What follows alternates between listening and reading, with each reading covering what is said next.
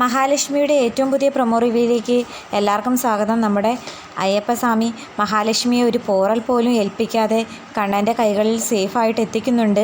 കണ്ണനോട് മഹാലക്ഷ്മി നടന്ന കാര്യങ്ങളെല്ലാം തുറന്നു പറയുമ്പോൾ കണ്ണന് തന്നെ ഇതെല്ലാം കേട്ടിട്ട് അത്ഭുതമാകുന്നുണ്ട്.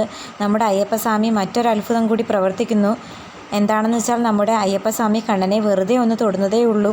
അത് കണ്ണൻ്റെ ശരീരത്തിലുണ്ടാക്കുന്ന അത്ഭുതകരമായ മാറ്റത്തിന് മഹാലക്ഷ്മി സാക്ഷിയാകുന്നു.